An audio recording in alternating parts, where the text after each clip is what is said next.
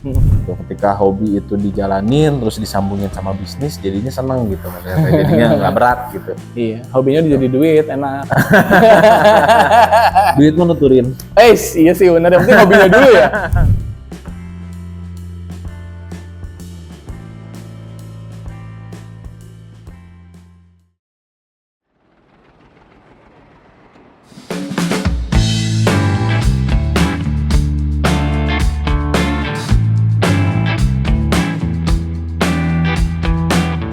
Saya Andromeda, saya di sini jabatannya sebagai apa ya? Direksi bisa, terus ya founder bisa, pegawai juga bisa gitu. Serba bisa malah ya, malah serba bisa. Itu aja lah. Sebelum gue mulai, ada satu hal yang sebenarnya selalu gue lihat ketika gue lagi jalan. Itu gue selalu ngelihat stiker dari Hammer Stout ini. Kayak di mana-mana, kayak misalkan gue lagi main, itu pasti ada stiker ini. Terus kayak ada di helm motor, itu banyak banget. Masa? Yang pertanyaan gue yang pertama adalah, gimana sih sebenarnya cara penyebutan dari brand ini? Penyebutannya sebenarnya Hammer Stout. Hammer Stout, memang Hammer Stout. Banyak yang bilang Hammer Stout, Hammer apa gitu kan. Sebenarnya penyebutannya tuh Hammer Stout. Oke. Gitu. Boleh dijelasin Mas kira-kira filosofi dari kata Hammer Stout apa sebenarnya? Filosofinya dia terdiri dari dua kalimat ya. Pertama hammer, yang kedua si stout ini gitu loh. Jadi filosofinya itu hammer itu kan dia palu ya, menandakan kerja keras gitu. Si stout ini tuh menjadi lebih besar atau menjadi lebih kuat. Jadi tanpa kerja keras kita nggak bisa nih jadi lebih besar gitu. Berarti kita kan harus kerja keras nih, kerja keras dulu baru bisa mencapai lebih besar atau lebih kuat gitu si brandnya. Oke. Gitu. Berarti dari awal namanya Hammer Stout? Enggak. Oke. Enggak. Awalnya tuh sempat Hammer Jeans gitu. Karena waktu itu saya kan sebelum di retail fashion itu jadi vendor lah khusus itu di jeans gitu, di jeans. Dan lihat euforia tahun 2016 2017 lagi ramainya gentleman gitu, gaya-gaya gentleman lah waktu itu gitu kan. Makanya jeans, cuman si jeans ini kan kata benda ya. Kata benda yang mungkin nggak enak lah istilahnya gitu ya, makanya dirubah lah jadi Hammer Stout gitu. Oke. Itu 2017. Mas Andro sendiri kah? Saya berdua, tapi kebetulan teman saya lagi sakit nggak bisa hadir. Oke, berarti dari awal Hammer Stout tuh udah berdua? Berdua, sama namanya tuh Cairul. Aku juga cari-cari di sumber ya secara online lah ya udah pasti. Tapi aku tuh jarang banget nemuin banyak artikel ataupun video tentang Mas Andro sama Cairul. Sebenarnya emang nggak mau tampil atau gimana Mas? Enggak sih ya, gimana ya. Sebenarnya saya kalau di media sosial tuh memang jarang. Jadi saya tuh lebih menikmati hidup saya tanpa ada gimmick, itu aja sih sebenarnya. Slow living. Itu aja sih sebenarnya. Cuman ya dikit-dikit kalau misalnya memang ada keperluan untuk si Hammer Stout nya ya saya posting gitu kan. Jadi publishnya bukan self branding secara online, tapi self brandingnya secara ya saya masuk ke scene bukan skena ya. Jangan skena lah, ke scene lah intinya, ke anak-anak gitu ya, anak-anak nongkrong gitu kan di Bandung banyak lah. Dia ada di komunitas motor, dia ada di skateboard, dia ada di BMX. Terus ya sama teman-teman nongkrong aja sih sebenarnya gitu. Si Hammer Stout ini juga aku cari-cari kan kebanyakan rata-rata itu dari teman-teman nongkrong. Benar nggak sih aku bilang gitu? Benar. Karena pas aku cari beberapa sumber, rata-rata di media ataupun di video-video yang aku cari, Hammer Stout itu bukan terlahir dari emang benar-benar bisnis, tapi benar-benar anak-anak nongkrong. Awalnya ya. Awalnya teman nongkrong. Awalnya ya. Nah, yang pengen aku tanyain adalah gimana caranya bisa nongkrong tapi nggak ngabisin waktu tapi jadi duit. Jadinya obrolannya kan gini ya, banyak kalau nongkrong tuh obrolnya ya receh lah ya. Receh itu apa ya namanya, obrolannya ya hahihi lah gitu kalau sebutannya ya. Tapi di selingan-selingan itu kan makin sini kita makin dewasa gitu kan, apalagi sudah berumah tangga dan segala macam. Pasti kan ya ada irisan-irisan diskusi tentang bisnis ya. Diskusi tentang gimana caranya bisnis, gimana caranya wirausaha dan segala macam. Dan itu jadi banyak suggest ke saya bahwa ya dagang lu gini loh, marketing tuh gini loh gitu loh, dan segala macam gitu. Tapi sadar bisnis itu emang dari kuliah atau emang keluarga emang bisnis gitu? Sebenarnya dari kuliah. Oh kuliah, ngambil apa Mas? Kuliahnya? Saya ngambil manajemen bisnis kuliahnya, tapi waktu itu tuh sebenarnya ini bisnis itu terjadi dengan tidak sengaja. Sedikit cerita lah ya. Sedikit cerita, saya tuh waktu itu ikutan seminar nasional. Di Bandung? Di Bandung, 2012. Waktu itu seminar nasional dan satu kamar hotel tuh di dalamnya tuh ada beberapa pembisnis lah gitu. Waktu itu saya masih sekolah, cuman dapat tiket itu dari ayah waktu itu. Tiket ke situ dari ayah. Nah, ada teman satu kamar saya tuh, singkat cerita, dia dosen UGM. Udah berapa lama dia ngontek katanya, bro katanya di Bandung tuh bisa nggak sih bikin celana kan karena mungkin industri tekstil dan segala macam di Bandung banyak katanya gitu. Saya waktu itu masih ngeblank gitu. Oke bisa, dibisain aja pokoknya. Saya mau bikin celana seragam nih buat anak-anak kampus katanya, buat lapangan, butuh yang tebal dan segala macam gitu. Waktu itu belum ngerti. Ya udahlah kita nekat aja. Terus berapa nih? 150.000. Padahal nggak tahu nih harga pokok produksinya berapa gitu.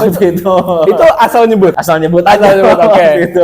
2012 itu, zaman 2012. Nah, di sini tuh ada namanya Tamim. Dia tempat pengecer bahan baku gitulah. Aku kesana, ternyata bisa nih milih bahan, terus bisa langsung custom waktu itu. Customize si celana, bikin tanpa label, no label, masih itu belum ada Hammerstone, belum ada labelnya. Saya bikin, ternyata 2012 itu harga pokok produksinya 50% dari harga jual waktu itu. Kita wajir lumayan nih kan gitu. Lumayan gitu kan. Waktu itu juga lumayan, ada 100 pisan lah saya dapat orderan waktu itu. Wah, lumayan. Nah, disitulah istilahnya saya dapat ilmu. Ternyata begini, bikin celana tuh gitu kan, bikin denim tuh seperti ini. Nah, dari modal itu saya bikin sampel. Saya berangkat ke kampus tuh, ya mungkin disebut saya belajar bawa buku sedikit, tapi bawa sampel celana banyak sama meteran. Meteran. Jadi saya waktu itu door to door aja lah ke teman-teman dulu, teman-teman nongkrong, ke teman-teman kampus. Ayo dong beli nih produk gue gitu kan, custom gitu. Jadi saya ukur pinggangnya apa segala macam, warnanya mau kayak gimana, fittingnya mau kayak gimana, dan ternyata respon dari teman-teman bagus. Gitu. Saya bisa ngejual satu hari itu minimal itu 2 celana. Lumayan gitu. Dan saya nggak stuck di kampus saya aja. Saya ke kampus-kampus lain juga nawarin gitu kan, karena ada teman-teman SMA nih yang kampus di mana, nyari link lah waktu itu gitu kan. 2012 sampai 2014 lah. Nah, singkat cerita, lulus kuliah baru bikin rumah produksi sendiri gitu. Kerjain lah barang-barang orang lain awalnya. Gitu. Itu berarti konveksi jadi di tahun 2014 ya. Di situ saya ketemu Khairul dan ngajak kerja sama. Berarti dari situ berapa tahun tuh konveksi itu berjalan? 14 berarti sampai 2017 ya. 2017. Perbincangan akhir jadi Hammerstone? Waktu itu ya istilahnya mungkin ya pressure ya, waktu itu pressure dari dari customer yang ini kan lumayan agak capek juga gitu kan. Nah, di situ mulailah gimana ya, kita coba ya bikin produk sendiri gitu. Waktu itu saya kan sering belanja ya, saya sering belanja barang-barang ya bisa disebut thrifting lah ya, thrifting branded lah waktu itu gitu. Daripada belian gitu kan, beli jaket sekian, beli celana sekian, segala macem, udah aja bikin sendiri kan gitu. Itulah intinya gitu. Terus di awal itu berarti nawarinnya itu ke customer Hammer Jeans ya, berarti dalam artian offline gitu di awal.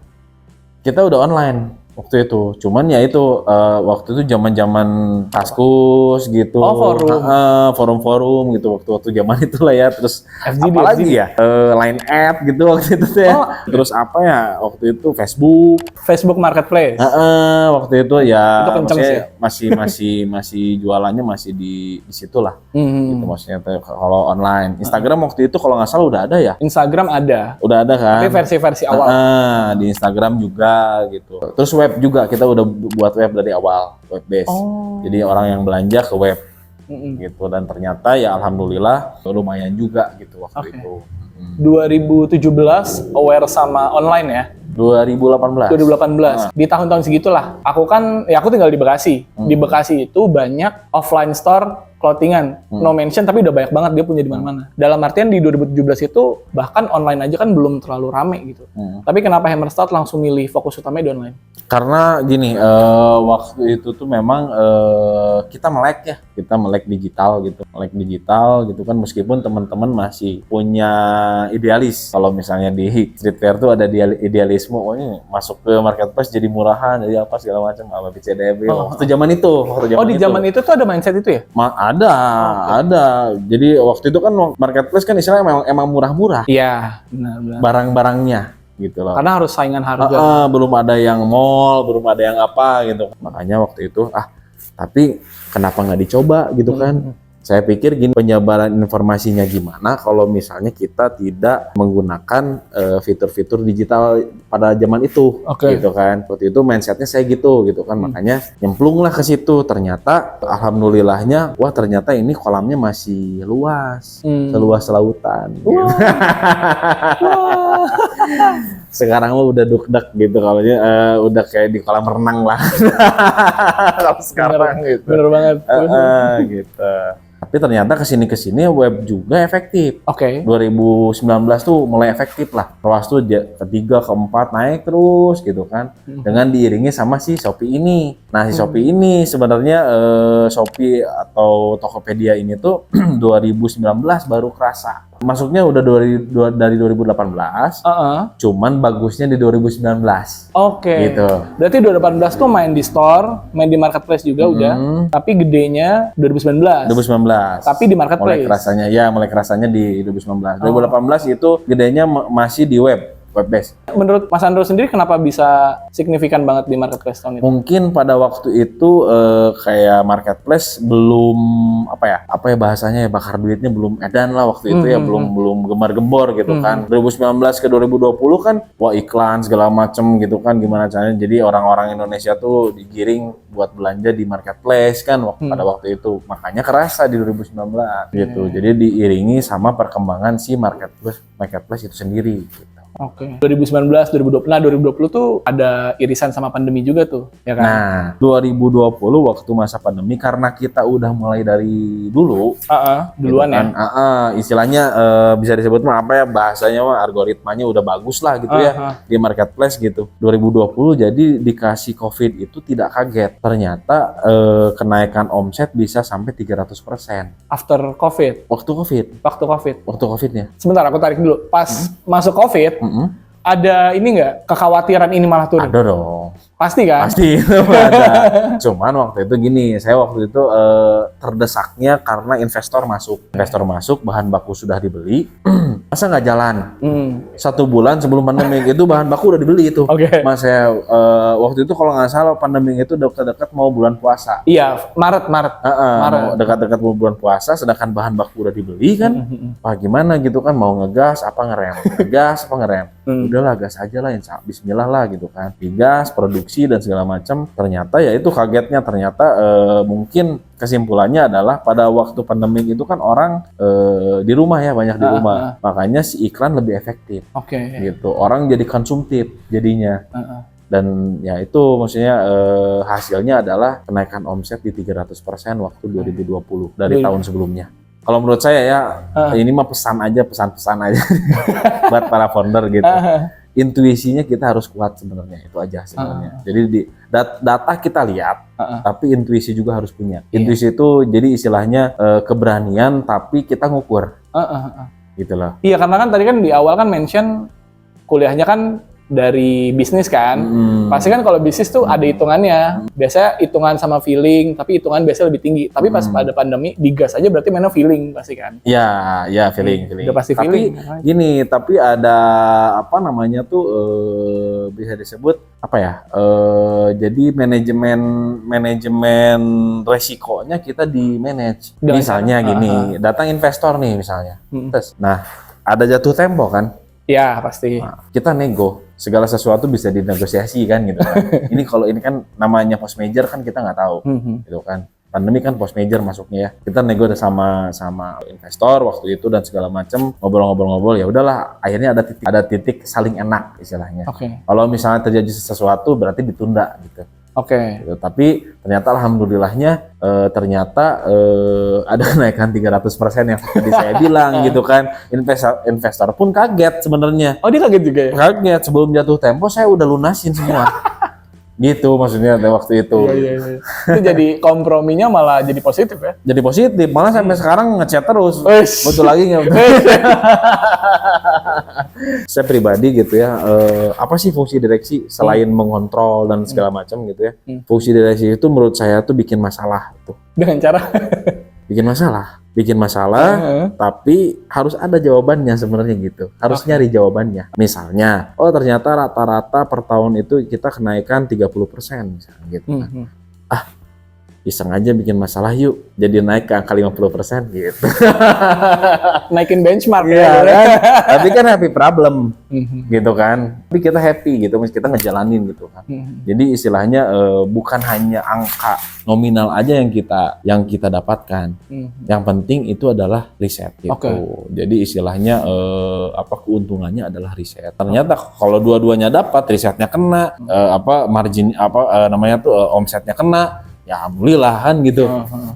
Tapi setiap bulan terus evaluasi sampai kena. Dan alhamdulillah sebenarnya masalah-masalah yang dibuat gitu akhirnya selesai, akhirnya lancar gitu. Selalu lancar ya, alhamdulillah. Alhamdulillah selalu. Karena ya itu, maksudnya ada masalah ada solusi. Pasti ada solusi, nggak akan mungkin nggak ada solusi. Iya. Gitu.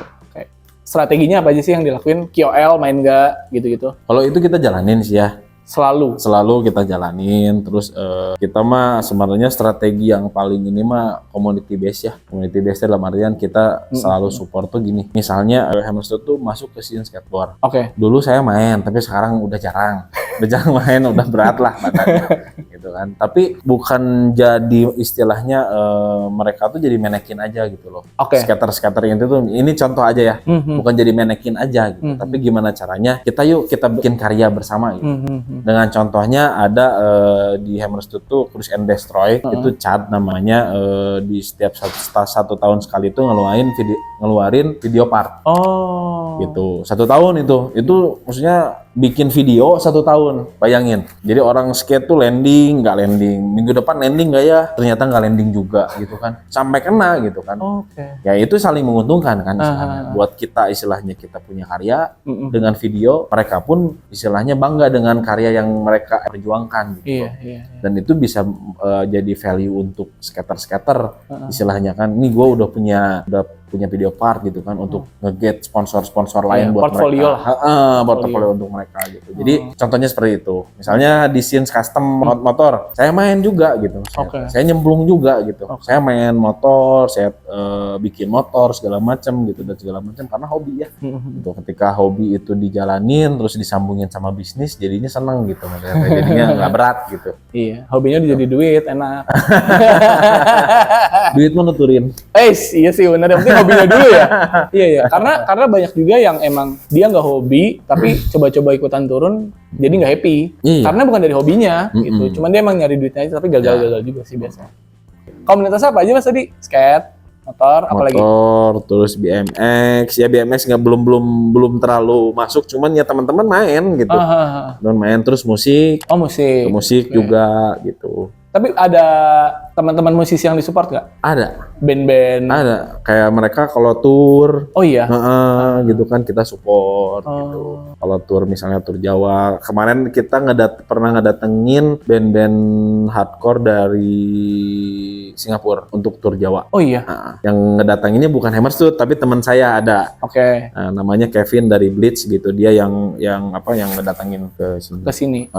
Nah ini kalau kayak gitu kan jatuhnya branding kan, kayak kita ngasih support gitu. Untungnya kayak Hammerstone apa? Selain branding itu, pernah mikirin cuan nggak sih dari situ? Jadi jadi long term sebenarnya. Kalau branding tuh gitu, beda sama kita langsung sales. Jadi selling gitu sama branding tuh gapnya beda jauh gitu. Kalau branding tuh long term gitu kan, kalau sales itu short term ya gitu. Kayak kita lagi diskon nih, kita lagi apa nih, itu ke sales gitu. Kalau misalnya kayak kita nge-branding di event-event atau nyemplung ke komunitas, ya itu long term gitu. Dan saya percaya istilahnya mungkin bisa long life gitu si Hammerstone-nya gitu. Dari awal Maksudnya setiap tahunan budgetnya emang dipisahin berarti ya? Branding. Itu udah ada anggarannya. Udah ada ya? Udah dipisahin berapa persen itu dari omset. Enak kalau foundernya emang ini ya dari orang bisnis ya, bisa ngemisahin branding, sama selling gitu. Ya harus ya. Oke, ke depannya dari Hammerstone bakal ada apa lagi, Mas? Mungkin dekat-dekat ini year end show. Apa tuh? Sorry? Year end show. Dekat-dekat ini di Desember. Jadi kita tuh ada acara tahunan yang di dalamnya tuh komunitas-komunitas dihadirkan. Oke. Gitu. Bukan dihadirkan ya apa ya? Bikin festival kecil tapi untuk mewadahi lah. Gitu. Mewadahi kayak ada event skate-nya, ada event musik, ada showcasing motor gitu. Itu event tahunan? Itu pasti tahunan harus ada. Oh, ada. Coba yang kemarin Mas, yang kemarin 2023 tuh di mana? Di ini apa namanya tuh di daerah Lanut tuh, jadi dia ada bandara di daerah bandara gitu, jadi ada tempat creative space gitu, ada gornya gitu, ada lapang basket dan segala macam ya, kita desain aja lah si tempatnya supaya relate sama konsep acara kita. Berapa hari Mas biasanya? Apanya? Acaranya event? Satu hari full gitu ya? Sekalian rilis itu video part. Di situ ya? Di situ. Itu berarti tahunan juga ada itu? Tahunan. Itu mah wajib gitu mah. Acara wajib. End year ya? Event wajib. Ya mungkin banyak sih ya, maksudnya rencana-rencana mah, cuman ya nantilah. Dikasih tahunya. Oke, paling segitu aja Mas Ardo perbincangan tentang Hammerstone. Oke. Sangat menarik karena balik lagi foundernya itu gedenya di komunitas. Karena rata-rata enggak sih, gedenya nggak di komunitas dong. Atau bareng komunitas. Saya main aja. Iya. Bareng komunitas. Dari hobi. Dari teman-teman lah, teman-teman. Family support family lah intinya. Support family. Sorry, dikit deh. Itu dari kecil dari SMP SMA gitu berarti ya? Ya. Komunitas itu. Saya main kesana kemari lah. Dari komunitas jadi duit loh Mas. Sebenarnya yang jadi duit itu bukan dari komunitas sebenarnya. Komunitas hanya support aja, support identitas brand supaya lebih kuat aja identitas brandnya. Oke, paling segitu aja Mas Ardo. Terima kasih banyak udah mau diwawancara sama Jubelio. Mungkin aku mau nanya-nanya saja tentang Jubelio. Udah berapa lama Mas pakai Jubelio? Berapa lama ya? Udah tahunan lah intinya, udah tahunan. Udah tahunan lah. Pas pandemi ya kalau nggak salah ya. Pas pandemi 2021 kalau nggak salah. Pas pandemi. Oke, itu kenapa Mas? Apakah sebelumnya udah pakai sistem atau belum? Sebelumnya udah, cuman mungkin masih ada kekurangan yang mereka belum punya. Nah, ketika Jubelio masuk, nawarin produk ke kita, ternyata ini bisa lebih memudahkan lah gitu. Memudahkan buat sistem gudang dan segala macam gitu, integrasi produknya jadi lebih enak kan gitu. Sebenarnya problemnya apa Mas waktu itu? Problemnya adalah integrasi produk dari masing-masing channel marketplace. Ya. Stoknya itu nggak sinkron. Kita jadi ribet gitu. Yang ini harus ngurangin manual kan gitu dan segala macam. Gitu kan. Dengan adanya Jubelio kan nggak usah gitu. Dari satu dia ngurangin sendiri kan. Iya, gitu. Otomatis gitu. Itu yang jadi solutif waktu itu. Problem utamanya di situ ya. Ada case Mas overselling gitu-gitu karena itu? Ya ada dong, pasti dong. Ada, karena kita bisa perform stok di semua platform lebih optimal. Gitu. Dari marketplace sendiri sebenarnya kalau ada kayak gitu juga bisa kena penalti ya kalau sampai overselling barang yang nggak dikirim-kirim. Iyalah. Itu sangat membantu makanya. Iya kan, benar nggak? Ya intinya memudahkan aja sih ya, memudahkan kita buat buat sistem yang enak gitu ya. Itu aja sih. Cuman kalau pesan mah mungkin ya kalau ada ada crash, bukan crash ya, kalau ada error nih gitu kan, ya kita ada PIC-nya kan gitu kan, cepat tanggap aja. Sekarang gimana Mas sekarang? Sekarang masih kurang? Ya kurang dikit lah. Saya nggak enak soalnya yang wawancarain Jubelio. Aman Mas, tenang. Kalau produk berarti omni channel yang dipakai. Apalagi Mas? POS pakai ya? POS pakai. Berarti yang sering pakai POS sama omnichannel, ya, udah pasti. Itu, dua itu aja. Yang sering dipakai. Oke, tapi Jubelio. Paling segitu aja Mas Ardo, nanya-nanya tentang Jubelio, sama nanya-nanya tentang Hammerstone tadi. Terima kasih banyak lagi, udah dibolehin mampir. Mudah-mudahan semakin sukses buat Hammerstone. Amin. Thank you Mas Ardo. Thank you semuanya.